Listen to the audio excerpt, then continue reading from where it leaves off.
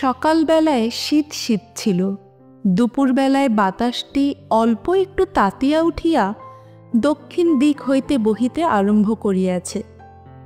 যতীন যে বারান্দায় বসিয়াছিল সেখান হইতে বাগানের এক কোণে একদিকে একটি কাঁঠাল ও আরেক দিকে একটি শিরীষ গাছের মাঝখানের ফাঁক দিয়া বাহিরের মাঠ চোখে পড়ে। তাহারই এক প্রান্ত দিয়া কাঁচা পথ চলিয়া গিয়াছে। সেই পথ বাহিয়া বোঝাই খালাস গরুর গাড়ি মন্দ গমনে গ্রামের দিকে ফিরিয়া চলিয়াছে। গাড়োয়ান মাথায় গামছা ফেলিয়া অত্যন্ত বেকারভাবে গান গাহিতেছে। এমন সময় পশ্চাতে একটি সহাস্য নারীকণ্ঠ বলিয়া উঠিল, কি যতীন, পূর্বজন্মের কারোর কথা ভাবিতেছ বুঝি? কেন পটল, আমি এমনিই কি হতভাগা যে ভাবিতে হইলে পূর্বজন্ম লইয়া টান পাড়িতে হয়? আর মিথ্যা বড়াই করিতে হইবে না। তোমার ইহজন্মের সব খবরই রাখিত মশায়। ছি ছি, এত বয়স হইল তবু একটা সামান্য বউ ঘরে আনিতে পারিলে না। আমাদের ওই যে ধনা মালিটা, ওরও একটা বউ আছে। তার সঙ্গে দুই বেলা ঝগড়া করিয়া সে পাড়া শুদ্ধ লোককে জানাইয়া দেয় যে বউ আছে বটে। আর তুমি যে মাঠের দিকে তাকাইয়া ভান করিতেছ যেন কার চাঁদ মুখ ধ্যান করিতে বসিয়াছ। এ সমস্ত চালাকি আমি কি বুঝি না? ও কেবল লোক দেখাইবার ভরং মাত্র। দেখো যতীন, চেনা বামুনের পৈতের দরকার হয় না। আমাদের ওই ধনাটা তো কোনোদিন বিরহের ছুতা করিয়া মাঠের দিকে অমন করিয়া তাকাইয়া থাকে না। অতি বড় বিচ্ছেদের দিনেও গাছের তলায় নিড়ারি হাতে উহাকে দিন কাটাইতে দেখিয়াছি, কিন্তু উহার চোখে তো অমন ঘোর ঘোর ভাব দেখি নাই। আর তুমি মশায় 7 জন্ম বউয়ের মুখ দেখিলে না, কেবল হাসপাতালে মরা কাটিয়া ও পড়া মুখস্থ করিয়া বয়স পার করিয়া দিলে। আর তুমি অমন্তর দুপুরবেলা আকাশের দিকে গদগদ হইয়া তাকাইয়া থাকো কেন? না, এ সমস্ত বাজে চালাকি আমার একদম ভালো লাগে না, আমার গা জ্বালা করে। থাক থাক, আর নয়, তোমাদের ধনাই ধন্য। উহারই আদর্শে আমি চলিতে চেষ্টা করিব। কাল সকালে উঠিয়াই যে কাঠকুড়ানি মেয়ের মুখ দেখিব তাহারই গলায় মালা দিব। ধিক্কার আমার আর সহ্য হইতেছে না। তবে এই কথা রইল? হ্যাঁ, রহিল। তবে এসো। কোথায় যাইব? এসোই না। না না, একটা কি দুষ্টুমি তোমার মাথায় আসিয়াছে, আমি এখন নড়িতেছি না। আচ্ছা, তবে এইখানেই বসো, পরিচয় দেওয়া যাক। যতীন এবং পটলের বয়সের একদিন মাত্র তারতম্য। পটল যতীনের চেয়ে একদিনের বড় বলিয়া যতীন তাহার প্রতি কোনো প্রকার সামাজিক সম্মান দেখাইতে নারাজ। উভয়ে খুড়তুতো জ্যাঠতুতো ভাই বোন, বরাবর একত্রে খেলা করিয়া আসিয়াছে। দিদি বলে না বলিয়া পটল যতীনের নামে বাল্যকালে বাপ খুড়ার কাছে অনেক নালিশ করিয়াছে, কিন্তু কোনো শাসনবিধির দ্বারা কোনো ফল পায় নাই। একটিমাত্র ছোট ভাইয়ের কাছেও তাহার পটল নাম ঘুচিল না। পটল দিব্য মোটাসোটা গোলগাল, প্রফুল্লতার রসে পরিপূর্ণ।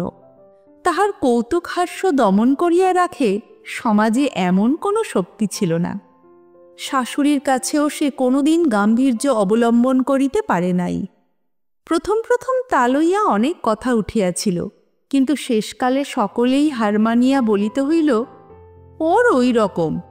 পটলের স্বামী হরকুমার বাবু ডেপুটি ম্যাজিস্ট্রেট, বিহার অঞ্চল হইতে বদলি হইয়া কলিকাতায় আবগারি বিভাগে স্থান পাইয়াছেন। প্লেগের ভয়ে বালিতে একটি বাগানবাড়ি ভাড়া লইয়া থাকেন, সেখান হইতে কলিকাতায় যাতায়াত করেন। এমন সময় ডাক্তারিতে নূতন উত্তীর্ণ প্রসার প্রতিপত্তিহীন যতীন বোনের নিমন্ত্রণে হপ্তাখানেকের জন্য এখানে আসিয়াছে। কলিকাতার গলি হইতে প্রথম দিন গাছপালার মধ্যে আসিয়া যতীন ছায়াময় নির্জন বারান্দায় ফাল্গুন মধ্যাহ্নের রসালস্যে আবিষ্ট হইয়া বসিয়াছিল। এমন সময় পূর্বকথিত সেই উপদ্রব আরম্ভ হইল। পটল চলিয়া গেলে আবার খানিকক্ষণের জন্য সে নিশ্চিন্ত হইয়া একটুখানি নড়িয়া চড়িয়া বেশ আরাম করিয়া বসিল। পটল আরেকটি মেয়ের হাত ধরিয়া সবেগে টানিয়া আনিয়া যতীনের সম্মুখে স্থাপন করিয়া কহিল, ও কুড়ানি! কি দিদি, আমার এই ভাইটি কেমন দেখ দেখি। মেয়েটি অসংকোচে যতীনকে দেখিতে লাগিল। কেমন, ভালো দেখিতে না? হ্যাঁ, ভালো। আহ পটল, কি ছেলে মানুষই করিতেছ? আমি ছেলে মানুষই করি না তুমি বুড়ো মানুষই করো? তোমার বুঝি বয়সের গাছপাথর নাই? যতীন পলায়ন করিল। পটল তাহার পিছনে ছুটিতে ছুটিতে কহিল, ও যতীন, তোমার ভয় নাই? এখনই তোমাকে মালা দিতে হইবে না। ফাল্গুন চৈত্রে লগ্ন নাই, এখনো হাতে সময় আছে। পটল যাহাকে কুড়ানি বলিয়া ডাকে সেই মেয়েটি অবাক হইয়া রহিল। তাহার বয়স 16 হইবে, শরীর ছিপছিপে, মুখশ্রী সম্বন্ধে অধিক কিছু বলিবার নাই। কেবল মুখে এই একটি অসামান্যতা আছে যে দেখিলে যেন বনের হরিণের ভাব মনে আসে। সন্ধ্যাবেলায় হরকুমারবাবু কলিকাতা হইতে ফিরিয়া আসিয়া যতীনকে দেখিয়া কহিলেন, এই যে যতীন আসিয়াছে, ভালোই হইয়াছে। তোমাকে একটু ডাক্তারি করিতে হইবে। পশ্চিমে থাকিতে দুর্ভিক্ষের সময় আমরা একটি মেয়েকে লইয়া মানুষ করিতেছি। পটল তাহাকে কুড়ানি বলিয়া ডাকে। উহার বাপ মা এবং ওই মেয়েটি আমাদের বাংলোর কাছেই একটি গাছতলায় পড়িয়াছিল। যখন খবর পাইয়া গেলাম, গিয়া দেখি উহার বাপ মা মরিয়াছে, মেয়েটির প্রাণটুকু আছে মাত্র। পটল তাহাকে অনেক যত্নে বাঁচাইয়াছে। উহার জাতের কথা কেহ জানে না, তাহা লইয়া কেহ আপত্তি করিলেও পটল বলে, ও তো দ্বিজ, একবার মরিয়া এবার আমাদের ঘরে জন্মিয়াছে। বোধ করি সেই দুর্ভিক্ষের উপবাসে বা আর কোনো কারণে উহার থাকিয়া থাকিয়া শুলবেদনার মতো হয়।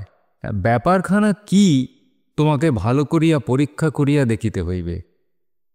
ওরে তুলসী, কুড়ানিকে ডাকিয়া আনতো। কুড়ানি চুল বাঁধিতে বাঁধিতে অসম্পূর্ণ বেণী পিঠের উপরে দুলাইয়া হরকুমারবাবুর ঘরে আসিয়া উপস্থিত হইল। যতীন ইতস্তত করিতেছে দেখিয়া হরকুমারবাবু তাহাকে কহিলেন, বৃথা সংকোচ করিতেছ যতীন। উহাকে দেখিতে মস্ত ডাগর, ও কিছুই বোঝে না।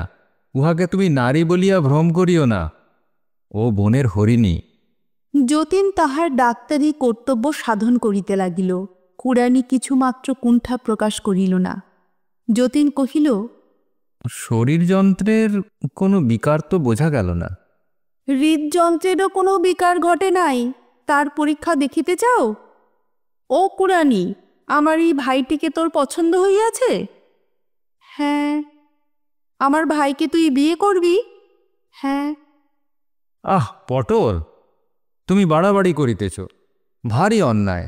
হরকুমারবাবু, আপনি পটলকে বড় বেশি প্রশ্রয় দিয়া থাকেন, নহিলে আমিও যে উহার কাছে প্রশ্রয় প্রত্যাশা করিতে পারি না। কিন্তু যতীন, কুড়ানিকে তুমি জানো না বলিয়াই অত ব্যস্ত হইতেছ। তুমি লজ্জা করিয়া কুড়ানিকে শুদ্ধ লজ্জা করিতে শিখাইবে দেখিতেছি। ওই জন্যই তো যতীনের সঙ্গে আমার কোনো কালেই বনিল না। ছেলেবেলা থেকে কেবল ঝগড়াই চলিতেছে। ও বড় গম্ভীর। ঝগড়া করাটা বুঝি এমনি করিয়া একেবারে অভ্যাস হইয়া গেছে? ভাই সরিয়া পড়িয়াছে এখন। ফের মিথ্যে কথা। তোমার সঙ্গে ঝগড়া করিয়া সুখ নাই, আমি চেষ্টাও করি না। আমি গোড়াতেই হার মানিয়া যাই। বড় কর্মই করো। গোড়ায় হার না মানিয়া শেষে হার মানিলে কত খুশি হইতাম। রাত্রে শোবার ঘরে জানলা দরজা খুলিয়া দিয়া যতীন অনেক কথা ভাবিল। যে মেয়ে আপনার বাপ মাকে না খাইতে পাইয়া মরিতে দেখিয়াছে, তাহার জীবনের উপর কি ভীষণ ছায়া পড়িয়াছে।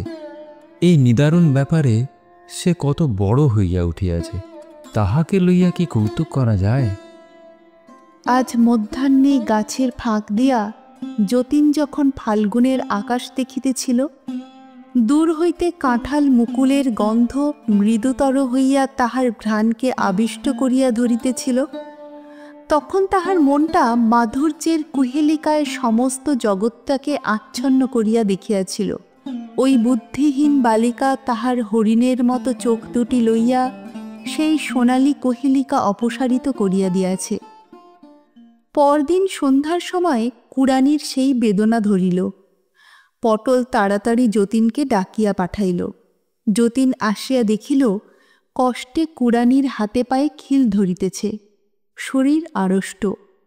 যতীন ওষুধ আনিতে পাঠাইয়া বোতলে করিয়া গরম জল আনিতে হুকুম করিল। ভারী মস্ত ডাক্তার হইয়াছ, পায়ে একটু গরম তেল মালিশ করিয়া দাও না, দেখিতেছ না পায়ের তলা হিম হইয়া গেছে। যতীন রোগিণীর পায়ের তলায় গরম তেল সবেগে ঘষিয়া দিতে লাগিল। চিকিৎসা ব্যাপারে রাত্রি অনেক হইল। হরকুমার কলিকাতা হইতে ফিরিয়া আসিয়া বারবার কুড়ানির খবর লইতে লাগিলেন। হরকুমারবাবু ছটপট করিতেছেন, তুমি যাও পটল। পরের দোহাই দিবে বই কি, ছটফট কে করিতেছে তা বুঝিয়াছি। আমি গেলেই এখন তুমি বাঁচো। এদিকে কথায় কথায় লজ্জায় মুখ চোখ লাল হইয়া ওঠে। তোমার পেটে যে এত ছিল তা কে বুঝিবে? আচ্ছা দোহাই তোমার, তুমি এইখানেই থাকো। তোমার মুখ বন্ধ হইলে বাঁচি। আমি ভুল বুঝিয়াছিলাম। হরকুমারবাবু বোধহয় শান্তিতে আছেন, এরকম সুযোগ তার সর্বদা ঘটে নাকি না?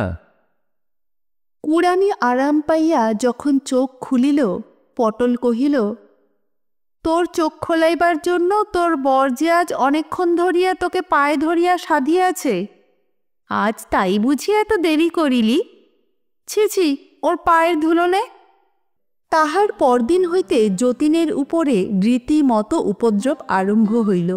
যতীন খাইতে বসিয়াছে, এমন সময় কুড়ানি অম্লান বদনে পাখা দিয়া তাহার মাছি তাড়াইতে প্রবৃত্ত হইল। থাক থাক, কাজ নাই। কুড়ানি এই নিষেধে বিস্মিত হইয়া মুখ ফিরাইয়া পশ্চাৎবর্তী ঘরের দিকে একবার চাহিয়া দেখিল। তাহার পরে আবার পুনশ্চ পাখা বুলাইতে লাগিল। পটল, তুমি যদি এমন করিয়া আমাকে জ্বালাও তবে আমি খাইব না, আমি এই উঠিলাম। বলিয়া উঠিবার উপক্রম করিতেই কুড়ানি পাখা ফেলিয়া দিল। যতীন তৎক্ষণাৎ অনুতপ্ত হইয়া সে পুনর্বার বসিয়া পড়িল। কুড়ানি যে কিছু বোঝে না, সে যে লজ্জা পায় না, বেদনা বোধ করে না, এ কথা যতীনও বিশ্বাস করিতে আরম্ভ করিয়াছিল। আজ চকিতের মধ্যে দেখিল সকল নিয়মেরই ব্যতিক্রম আছে, এবং ব্যতিক্রম কখন হঠাৎ ঘটে আগে থেকে কেউই বলিতে পারে না। কুড়ানি পাখা ফেলিয়া দিয়া চলিয়া গেল। পরদিন সকালে যতীন বারান্দায় বসিয়া আছে। গাছপালার মধ্যে কোকিল অত্যন্ত ডাকাডাকি আরম্ভ করিয়াছে। আমের বোলের গন্ধে বাতাস ভারাক্রান্ত।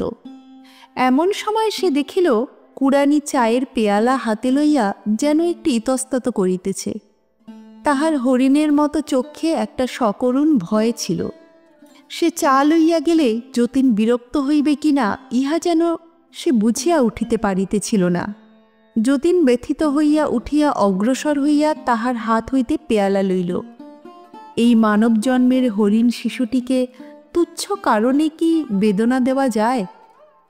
যতীন যেমনি পেয়ালা লইল অমনি দেখিল বারান্দার অপর প্রান্তে পটল সহসা আবির্ভূত হইয়া নিঃশব্দ হাস্যে যতীনকে কিল দেখাইল। ভাবটা এই যে কেমন ধরা পড়িয়াছ। সেই দিন সন্ধ্যার সময় যতীন একখানি ডাক্তারি কাগজ পড়িতেছিল। এমন সময় ফুলের গন্ধে চকিত হইয়া উঠিয়া দেখিল কুড়ানি বকুলের মালা হাতে ঘরের মধ্যে প্রবেশ করিল। যতীন মনে মনে কহিল, বড়ই বাড়াবাড়ি হইতেছে। পটলের এই নিষ্ঠুর আমোদে আর প্রশ্রয় দেওয়া উচিত হয় না। ছি ছি কুড়ানি, তোমাকে লইয়া তোমার দিদি আমোদ করিতেছেন, তুমি বুঝিতে পারো না? কথা শেষ করিতে না করিতেই কুড়ানি ত্রস্ত সংকুচিতভাবে প্রস্থানের উপক্রম করিল। কুড়ানি, দেখি তোমার মালা দেখি। বলিয়া মালাটি তাহার হাত হইতে লইল। কুড়ানির মুখে একটি আনন্দের উজ্জ্বলতা ফুটিয়া উঠিল। অন্তরাল হইতে সেই মুহূর্তে একটি উচ্চহাস্যের উচ্ছ্বাস ধ্বনি শোনা গেল। পরদিন সকালে উপদ্রব করিবার জন্য পটল যতীনের ঘরে গিয়া দেখিল ঘর শূন্য। একখানি কাগজে কেবল লেখা আছে, পালাইলাম, শ্রী যতীন। ও কুড়ানি, তোর বর যে পালাইল, তাহাকে রাখিতে পারিলি নাই? বলিয়া কুড়ানির বেণী ধরিয়া নাড়া দিয়া পটল ঘরকন্যার কাজে চলিয়া গেল। কথাটা বুঝিতে কুড়ানির একটু সময় গেল। সে ছবির মতো দাঁড়াইয়া স্থির দৃষ্টিতে সম্মুখে চাহিয়া রহিল। তাহার পর ধীরে ধীরে যতীনের ঘরে আসিয়া দেখিল তাহার ঘর খালি। তার পূর্ব সন্ধ্যার উপহারের মালাটা টেবিলের উপর পড়িয়া আছে। বসন্তের প্রাতঃকালটি স্নিগ্ধ সুন্দর। রৌদ্রটি কম্পিত কৃষ্ণচূড়ার শাখার ভিতর দিয়া ছায়ার সহিত মিশিয়া বারান্দার উপর আসিয়া পড়িয়াছে। কাঠবিড়ালি লেজ পিঠে তুলিয়া লইয়া ছুটাছুটি করিতেছে এবং সকল পাখি মিলিয়া নানা সুরে গান গাহিয়া তাহাদের বক্তব্য বিষয় কিছুতেই শেষ করিতে পারিতেছে না। পৃথিবীর এই কোনটুকুতে এই খানিকটা ঘনপল্লব ছায়া এবং রৌদ্র রচিত জগৎখণ্ডের মধ্যে প্রাণের আনন্দ ফুটিয়া উঠিতেছিল। তাহারই মাঝখানে ওই বুদ্ধিহীন বালিকা তাহার জীবনের, তাহার চারিদিকের সঙ্গত কোনো অর্থ বুঝিয়া উঠিতে পারিতেছিল না। সমস্তই কঠিন প্রহেলিকা। কি হইল, কেন এমন হইল? তারপরে এই প্রভাত, এই গৃহ, এই যাহা কিছু এমন একেবারে শূন্য হইয়া গেল কেন? পটল ঘরকন্যার কাজ সারিয়া কুড়ানির সন্ধান লইতে আসিয়া দেখিল সে যতীনের পরিত্যক্ত ঘরে তাহার খাটের খুঁড়া ধরিয়া মাটিতে পড়িয়া আছে। শূন্য শয্যাটাকে যেন পায়ে ধরিয়া সাধিতেছে, যেন নীরব একাগ্রতার ভাষায় বলিতেছে, লও লও, আমাকে লও।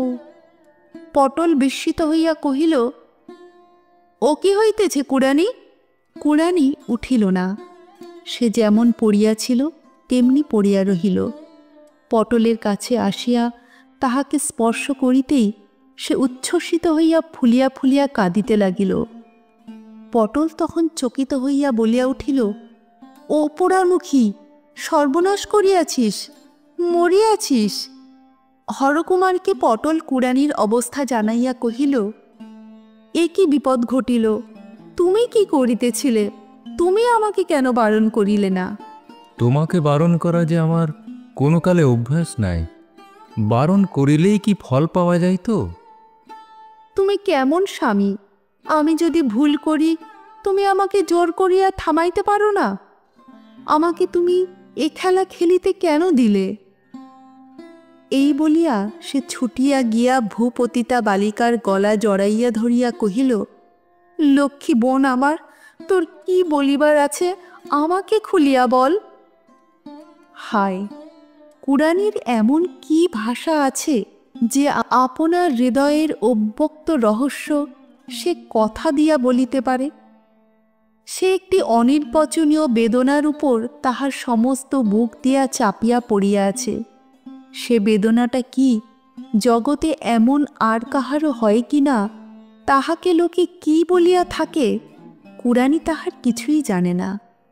সে কেবল কান্না দিয়া বলিতে পারে। মনের কথা জানাইবার তাহার আর কোনো উপায় নাই।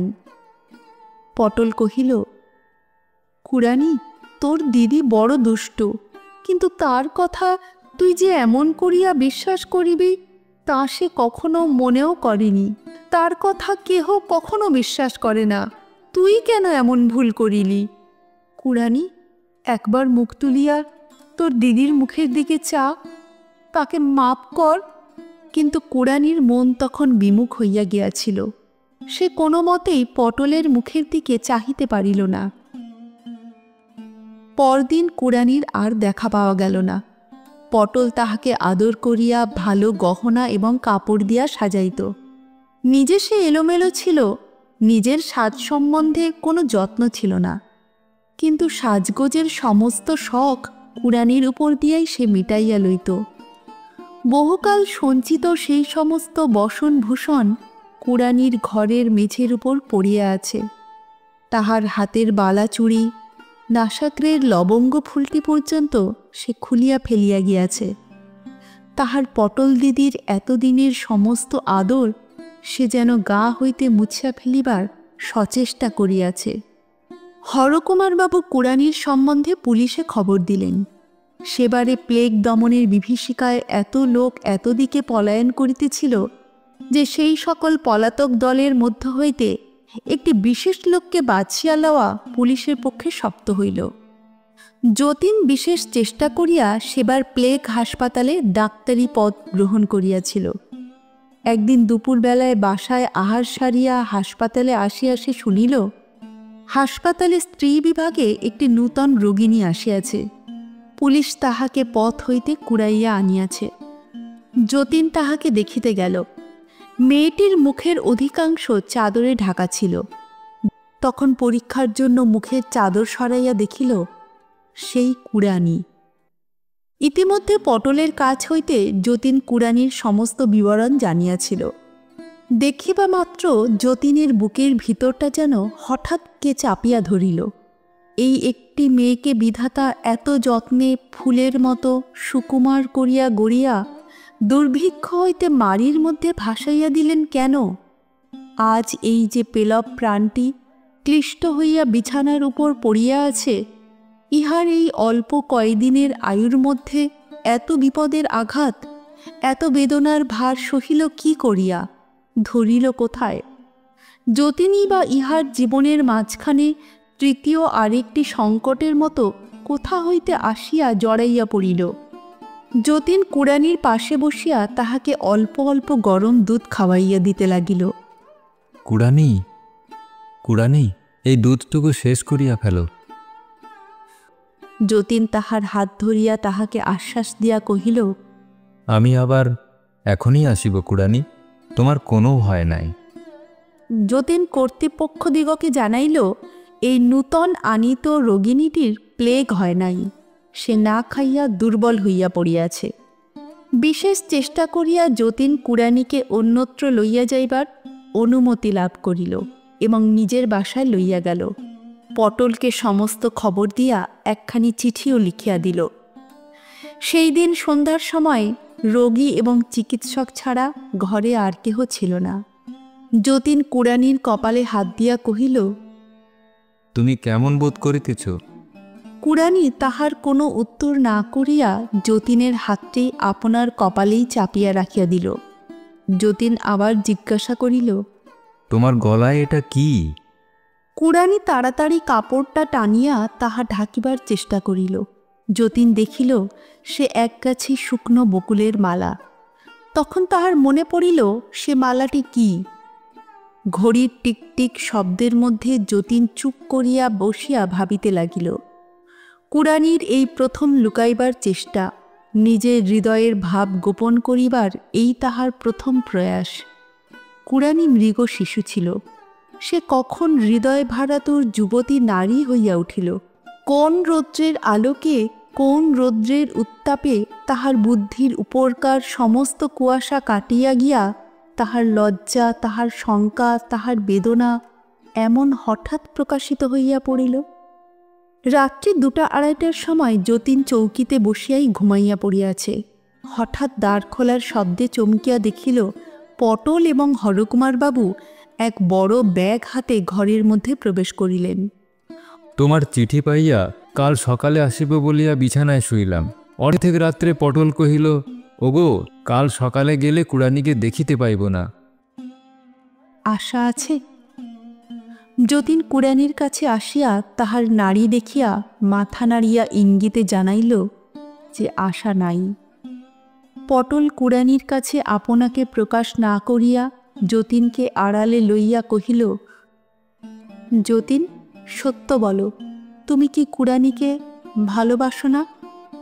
যতীন পটলকে কোনো উত্তর না দিয়া কুড়ানির বিছানার পাশে আসিয়া বসিল। তাহার হাত চাপিয়া ধরিয়া নাড়া দিয়া কহিল, কুড়ানি, কুড়ানি। কুড়ানি চোখ মিলিয়া মুখে একটি শান্ত মধুর হাসির আভাস মাত্র আনিয়া কহিল, কি দাদাবাবু? কুড়ানি, তোমার এই মালাটি আমার গলায় পরাইয়া দাও। কুড়ানি অনিমেষ অবোধ চোখে যতীনের মুখের দিকে তাকাইয়া রহিল।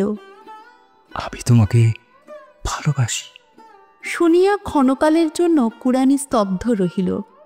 যতীন বিছানার পাশে নামিয়া কুড়ানির হাতের কাছে মাথা নত করিয়া রাখিল। কুড়ানি গলা হইতে মালা খুলিয়া যতীনের গলায় পরাইয়া দিল। তখন পটল তাহার কাছে আসিয়া ডাকিল, কুড়ানি। কি দিদি, আমার উপর তোর কোনো রাগ নেই বোন? না দিদি। পটল কহিল, যতীন, একবার তুমি ও ঘরে যাও। যতীন পাশের ঘরে গেলে পটল ব্যাগ খুলিয়া কুড়ানির সমস্ত কাপড় গহনা তাহার মধ্য হইতে বাহির করিল। রোগিণীকে অধিক নাড়াচাড়া না করিয়া একখানি লাল বেনারসি শাড়ি সন্তর্পণে তাহার মলিন বস্ত্রের উপর জড়াইয়া দিল। পরে একে একে এক এক গাছি চুড়ি তাহার হাতে দিয়া 2 হাতে বালা পরাইয়া দিল। তারপরে ডাকিল, যতীন।